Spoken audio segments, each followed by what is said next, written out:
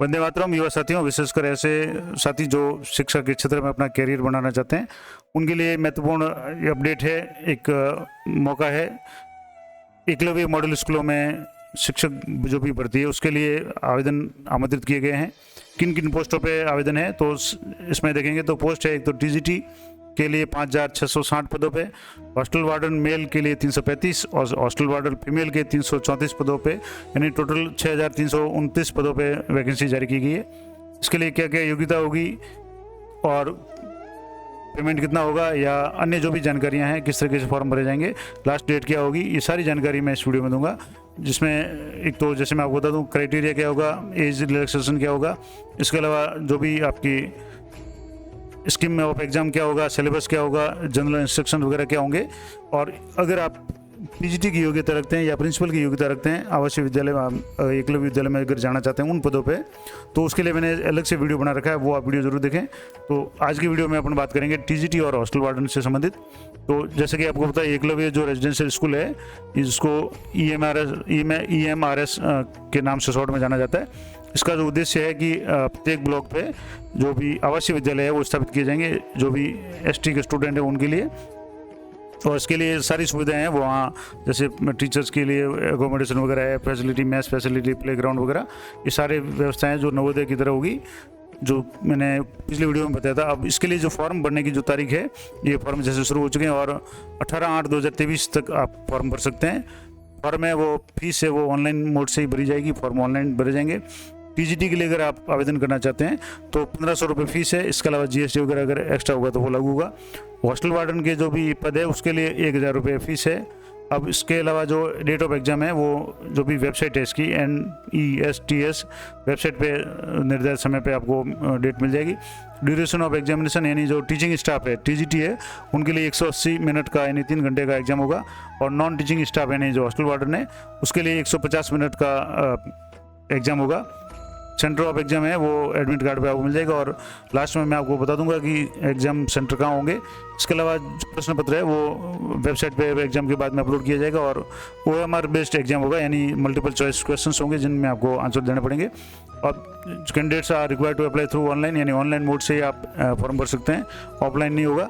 और जिस भी पोस्ट के लिए आप अगर एक से अधिक पोस्ट के लिए आप पात्र हैं, यानी कैंडिडेट में apply for more than 1 post if is या सी इज एलिजिबल, यानी आप अगर एक से अधिक पोस्ट के लिए पात्र हैं तो आप फॉर्म भर सकते हैं। और प्रत्येक केस में आपको जो फीस है वो पदवार आप अलग अलग भरनी पड़ेगी। इसके अलावा जैसे फॉर द टीजीटी जो पोस्ट है, eligible candidate can apply for 1 और सिंगल पोस्ट ओनली, यानी आप टीजीटी में एक ही सब्जेक्ट के लिए अप्लाई कर सकते हैं। और no fees is required to be paid by the candidates belonging to ST SC and WBD, यानी जो फिजिकल यानी दिव्यांग कैंडिडेट है या ST और SC के कैंडिडेट है उनको कोई फीस की आवश्यकता नहीं होगी। और इम्पोर्टेंट बात है मैं आपको बता दूं, काफ़ी डिटेल में ये जैसे 34 पेज की PDF है, इसमें इंपॉर्टेंट बात है। एक तो पोस्ट है तो मैंने वैसे पहले बता दिया आपको, टीजीटी की जो ट्रेंड ग्रेजुएट टीचर है, यानी जिसको सामान्य भाषा में यहाँ जैसे राजस्थान में वरिष्ठ अध्यापक कह सकते हैं, वो लेवल की पोस्ट है। उसकी वैकेंसी 5660 है। हॉस्टल वार्डन जो मेल के पद है 335 है। हॉस्टल वार्डन फीमेल, क्योंकि इसमें बालक और बालिका दोनों के लिए अलग अलग आवश्यक जो विद्यालय है वो खोले जाएंगे, हॉस्टल खोले जाएंगे, तो उनके वार्डन के अलग से पोस्ट होगी, जिसकी 334 और कुल 6229 पोस्टें हैं। अब ट्रेंड ग्रेजुएट टीचर की सब्जेक्ट वाइज जो पोस्ट है, जैसे हिंदी की 606 पोस्ट है, इंग्लिश की 671, मैथ्स की 686, सोशल स्टडी की 670 और साइंस की 678 पोस्ट है। कुल 3311 पोस्ट है। इसके अलावा reserve category, AWS, unreserve, OBC, ST SC के लिए जो भी पोस्ट हैं वो पूरी डिटेल है। ये पूरी PDF भी आपको टेलीग्राम चैनल पे आपको मिल जाएगी। इसके अलावा जो ट्रेंड ग्रेजुएट टीचर है उसमें 3rd लैंग्वेज की जो पोस्ट है वो 652 पोस्ट हैं। उसमें बंगाली की 10 पोस्ट, गुजराती की, कन्नड़ा की, मलयालम, मणिपुरी, क्योंकि ये पूरे भारत में विद्यालय स्थापित किए जाएंगे तो उस तरह से मराठी की, उड़िया की, तेलुगु की 102 है, उर्दू की 6, मिजो की 2, संस्कृत की 358 पोस्ट हैं। इसके अलावा संथाली की 21 पोस्ट हैं। तो कुल मिलाकर के 652 पोस्ट हैं, वो ये 3rd लैंग्वेज की है। इसके अलावा इसमें हिंदी और इंग्लिश के अलावा है। इसके अलावा जब से दूसरे जो भी अन्य कैटेगरी के जो टीचर्स है, जिसमें म्यूजिक टीचर्स की 320 पोस्ट है, आर्ट की 342, PET मेल की जो फिजिकल टीचर है उसकी 321, PET फीमेल की 345, लाइब्रेरियन की 359, यानी कुल 1697 पोस्टें ये है। इस तरीके से काफ़ी बड़ी मात्रा में ये पोस्ट हैं। इसके अलावा जो हॉस्टल वार्डन की बात करें, नॉन टीचिंग स्टाफ की बात करें, तो उसमें हॉस्टल वार्डन मेल के जो है 335 पद है, हॉस्टल वार्डन फीमेल के 334 पद है, कुल 669 यानी 669 जो पोस्ट है। अब इनमें भी जो कैटेगरी वाइज रिजर्वेशन होगा, इसके अलावा ऑरिजेंटल जो भी आरक्षण होगा कैटेगरी वाइज दिव्यांगजनों को वो मिलेगा। इसमें only Indian citizens are eligible to apply, यानी भारतीय नागरिक आवेदन कर सकते हैं। और इसके अलावा एजुकेशन जो क्वालिफिकेशन है acquired for candidates should be strictly in accordance with the notified prescribed qualifications only, and necessary certificate should be produced at the time of document verification. यानी आपके पास में जो योग्यता है वो अनिवार्य रूप से होनी चाहिए, और जब भी अगर आपका सिलेक्शन होता है तो डॉक्यूमेंट वेरिफिकेशन के समय आपको जो प्रमाण पत्र है वो आपको पेश करना पड़ेगा। इसके अलावा जो भी अन्य डिटेल्स है वो आप देख सकते हैं। और इसके जो पे स्केल है उसकी बात करें तो टीजीटी के लिए जो भी पोस्ट है उसमें Hindi, English, maths, social science या थर्ड लैंग्वेज, लाइब्रेरियन वगैरह, इनके लिए लेवल 7 यानी 44,900 से लेकर के 1,42,000 का जो लेवल है।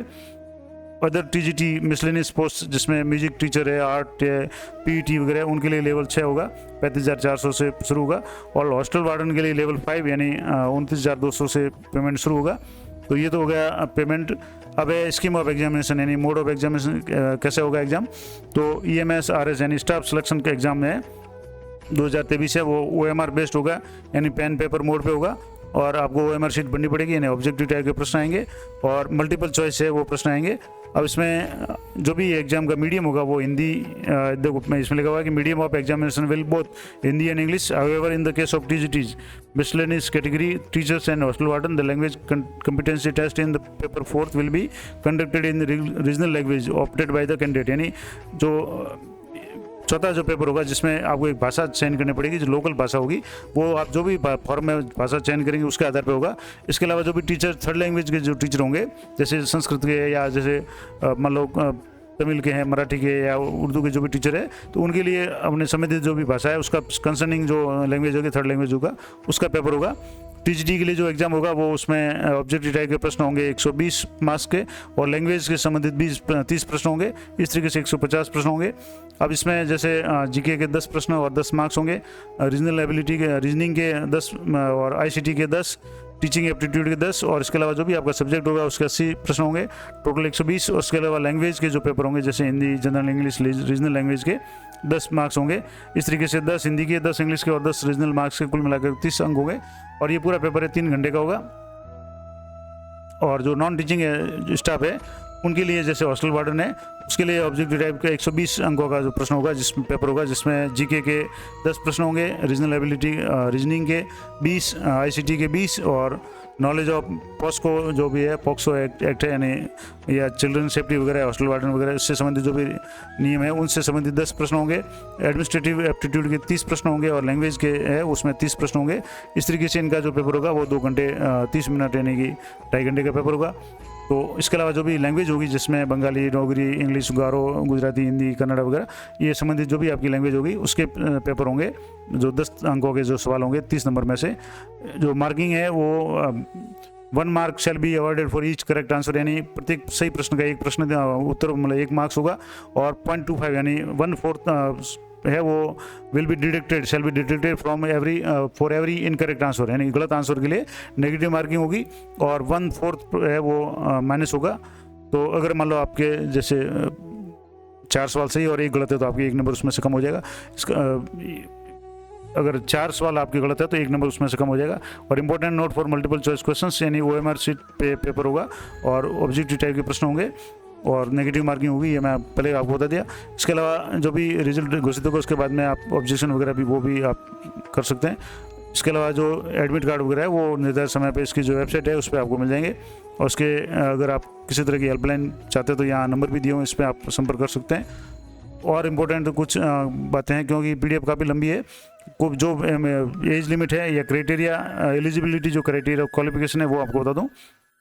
TGT Hindi, English, third language वगैरह, मैथ, साइंस, सोशल साइंस है, उसके लिए एज लिमिट है 35 से अधिक नहीं होनी चाहिए। और ST SC OBC के जो भी कैंडिडेट वगैरह है वो भारत सरकार के नियमानुसार जो भी छूट है वो मिलेगी। और EMRS के जो एम्प्लॉय है उनको 55 साल अधिकतम आवेदन कर सकते हैं। क्वालिफिकेशन की बात करें तो 4 year integrated course of regional college of education जो NCERT से वो हो, या बैचलर ऑनर्स डिग्री हो या बैचलर डिग्री हो, यानी कुल मिलाकर के आपके पास में जो वरिष्ठ अध्यापक की जो योग्यता है वो योग्यता आपके पास होनी चाहिए। तो यानी बैचलर डिग्री होनी चाहिए, BA BSc BCom वगैरह। इसके अलावा आपको जो भी B.Ed वगैरह है वो आपके पास में होनी अनिवार्य है।